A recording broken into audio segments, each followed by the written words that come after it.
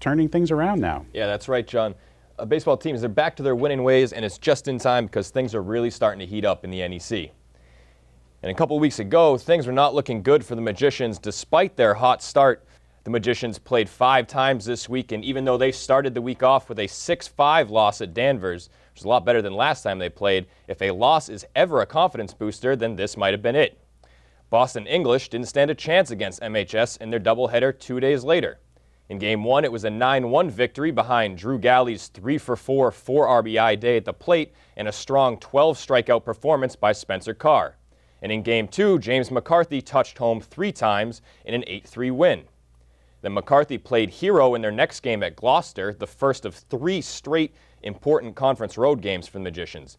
It was his 2-run homer in the top of the 8th that gave the Magicians and Pete Morrison the lead that they needed to close out the Fishermen. The second game of the road stand was played in Saugus, and it too went into extra innings before MHS could shut the door on a scrappy Sachem's team in exciting fashion, getting the winning RBI from Derek Marino and ending the game with some slick defensive plays in the field. This win was not only huge for the team, but for coach Jason Tarasuik, it was extra special, winning his 100th career game as head coach.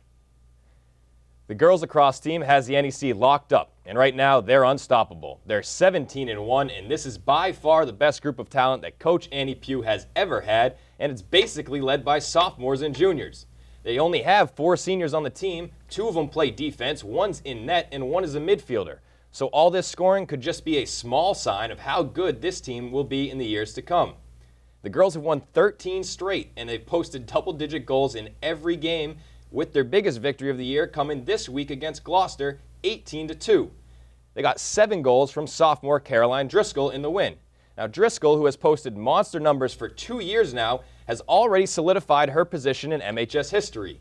In the Magicians game against Danvers on May 16th, Caroline scored 6 more goals, including the final tally of the game, which was her 100th career goal in only her sophomore season, which is absolutely spectacular. Congratulations to Caroline on that feat.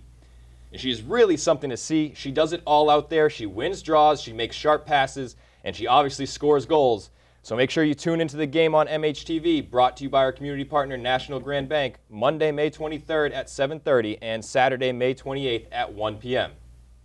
The girls had one more win this week, beating Peabody 16-7. Lydia Bongiorno scored 4 goals, while Driscoll started her climb to 200, posting a hat trick for career goals 101, 102, and 103.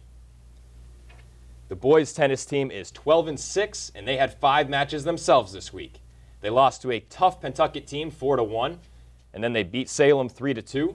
They beat Swampscott 4-1, and then they had a doubleheader against Winthrop in which they swept both matches 5-0. In the first set of matches, Justin Fea, Felix Litvak, and Billy Ackerman all won at singles, and the doubles teams of Dan Litvak and Dave Grenader, as well as Sam Ornstein and Garrett Tully, won at doubles. In the nightcap, Jack Quigley and Michael Conlin won at singles, and the teams of Tony Gluskin and Harry Dolan, Luke Conlin and Adam Scherf, and Ben Bernbach and Phelan Tint Kane won at doubles. The girls tennis team is 16-0, and they have 4 games in the upcoming weeks to try to complete their undefeated season, and they're all at home. First victim this week was Salem, who had nothing brewing. Then rival Swampscott visited our girls and left feeling blue. The Magicians also beat Winthrop in their doubleheader matches 5-0 and 3-2. And then beat out-of-conference opponent Masconomet 4-1 with singles wins from Michelle Shub, Megan Ryan, and Julia Channon, and a doubles win from Simone Lichterov and Lindsay Walker. And after a successful few years, being a force in the NEC, the boys lacrosse team finds themselves a game beneath 500 at 7-8 as the season rounds to a finish. This week, Marblehead's offense took on Wakefield's offense, and I specify because the score seems to show that they played with no defense and empty nets. They scored 35 total goals between the two teams, and Marblehead came up on the losing side of it. 19-16 was the final. Drew Chofie, Sam Chofie, Andrew McGurran, and Manning Sears all had hat tricks for the Magicians.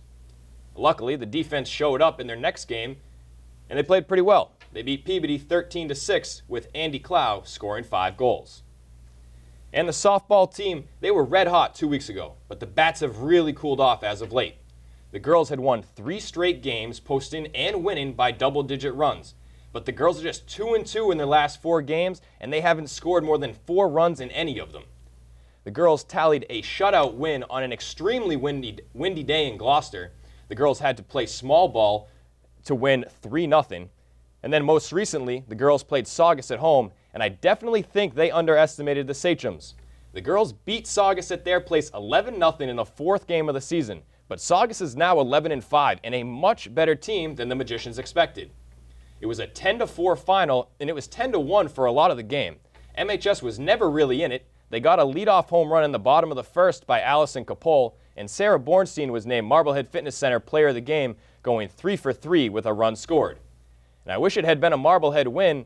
I had to call the game, and we'll show it here on MHTV Tuesday, May 24th at 7:30 and Saturday, May 28th at 2:30, brought to you by our community partner, National Grand Bank, so I hope you'll tune in.